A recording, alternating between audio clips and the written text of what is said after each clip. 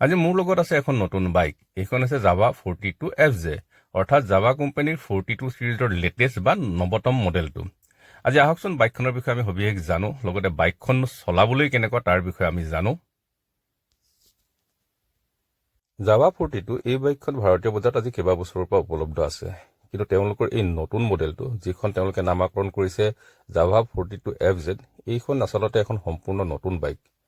কিয় নতুন বুলি মই কৈছো, প্ৰথমতে আৰম্ভ কৰোঁ ইয়াৰ প্ৰথমটো মুখ্য চেঞ্জ, সেইটো হৈছে আপোনাৰ ইঞ্জিনটো। তেওঁলোকে এই ইঞ্জিনটো এটা সম্পূৰ্ণ নতুন ইঞ্জিন তেওঁলোকে এই বাইকখনত ব্যৱহাৰ কৰিছে। আগৰ পুৰণা জাভা 42ত আছিল 293cc এটা ইঞ্জিন, যি প্ৰডিউচ কৰিছিল আপোনাৰ 26 bhp পাৱাৰ আৰু 27 Nm টৰ্ক। কিন্তু এইখনত তেওঁলোকে ব্যৱহাৰ কৰিছে এটা 334cc ইঞ্জিন, আৰু এই ইঞ্জিনটোৱে প্ৰডিউচ কৰে আপোনাৰ 29 bhp পাৱাৰ আৰু 29.6 Nm টৰ্ক।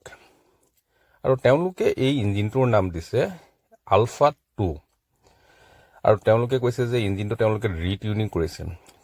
তেওঁলোকে ৰিটিউনিং কৰি কি কৰিছে নাজানো, কিন্তু ৰিফাইনমেণ্ট লেভেল এই ইঞ্জিনটোৰ বহু পৰিমাণে বাঢ়ি গ'ল। হাৰ্চনেছ ভাইব্ৰেশ্যন একেবাৰে নাই বুলিবই পাৰিম।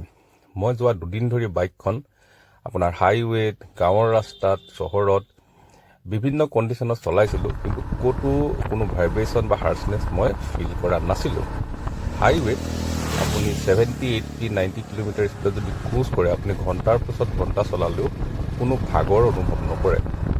অৰ্থাৎ ইঞ্জিনৰ ৰিফাইনমেণ্ট লেভেলটো তেওঁলোকে সাংঘাতিক ধৰণে বৃদ্ধি কৰিবলৈ সক্ষম হৈছে।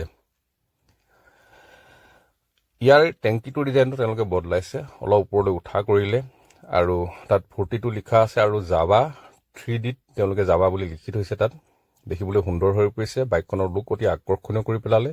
আগৰ 42ৰ তুলনাত এই বাইকখন দেখাত অকণমান ডাঙৰ লাগে, সেই বুলি বহুত বেছি ডাঙৰো নহয়। কিছুমান বাইক বহুত বেছি ডাঙৰ যেন দেখায়, ফলত মানুহে চলাবলৈ মনত সংকোচ হয়, কিন্তু এইখন তেনে নাই। ফ্ৰণ্টত LED লাইট লগাইছে, অতি সুন্দৰ LED হেডলাইট। টায়াৰ চাইজটো বহলালে, এতিয়া 100 প্ৰফাইলৰ টায়াৰ লগালে, অৰ্থাৎ শকত হ'ল টায়াৰটো। আগফালে আপোনাৰ 18 ইঞ্চি টায়াৰ, লগতে ডিস্ক আছে 320 mm ডিস্ক ব্ৰেক। ঠিক সেইদৰে পাছৰ চকাৰো তেওঁলোকে চাইজটো বহলালে, 140 ছেকশ্যনৰ টায়াৰ, অৰ্থাৎ বহল হ'ল। বহল হোৱাৰ বাবে পাছফালৰ পৰাও বাইকখন দেখাত অতি আকৰ্ষণীয় হৈ পৰিল। আগতে 120 ছেকশ্যনৰ টায়াৰ আছিল, গতিকে সৰু সৰু লাগিছিল। জাভা বাইকৰ আপোনাৰ স্পেচিয়েলিটি হ'ল তেওঁলোকৰ ডুৱেল এক্সহষ্ট, বা আমাৰ ভাষাত চাইলেঞ্চাৰ। এই বাইকখনতো ডুৱেল এক্সহষ্টে আছে, কিন্তু এই বাইকখনৰ চাইলেঞ্চাৰডাল পিছফাললৈ লাহেকৈ অলপ উঠা কৰি পেলাইছে তেওঁলোকে, ফলত ইয়াৰ লুকছটো আৰু বেছি আকৰ্ষণীয় হৈ পৰিছে। বাইকখন সঁচাই দেখিবলৈ অতি আকৰ্ষণীয় হৈ পৰিছে। এটা গ্লোভ বক্স আছে সোঁ চাইডে, আৰু ঠিক তেনেদৰে বাওঁ চাইডে বিপৰীত দিশতো এটা গ্লোভ বক্স আছে। পিছফালৰ পৰাও বাইকখন দেখিবলৈ অতি সুন্দৰ, চিম্পুল কিন্তু অতি সুন্দৰ। চিটটো দুজন মানুহৰ বাবে যথেষ্ট। স্প্লিট গ্ৰেব ৰেল আছে, দুফালে দুডাল, দেখিবলৈ ভাল হৈছে।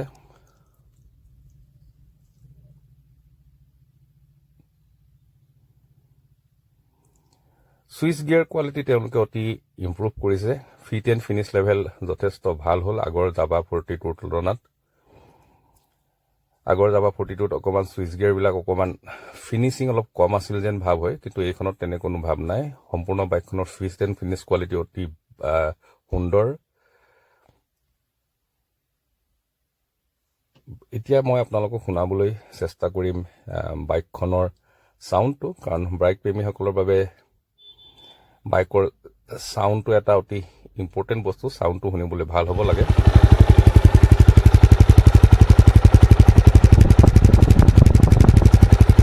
সুন্দৰ বেছি চাউণ্ড।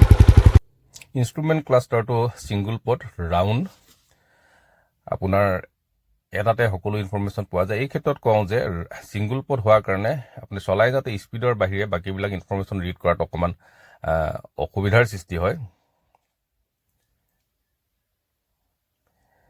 টেংকিটো মেটেলৰ, এইখন বাইকত আপোনাৰ নৰ্মেল ৰিয়াৰ ভিৰ মিৰৰ লগোৱা আছে। তাৰ উপৰিও আপুনি জাভাৰ ট্ৰেডমাৰ্ক আপোনাৰ বাৰ ইন ৰিয়াৰ ভিউ মিৰৰ লগাব পাৰে ইচ্ছা কৰিলে। আগৰ জাভা 42ত আপোনাৰ এটা হিটিং ইছ্যু আছিল। কোম্পানীয়ে কৈছে যে এইখনত ৰেডিয়েটৰ ফেন ডাঙৰ কৰিছে, আপোনাৰ হিটিং ইছ্যুৰ ওপৰত তেওঁলোকে কাম কৰিছে বুলি তেওঁলোকে কৈছে।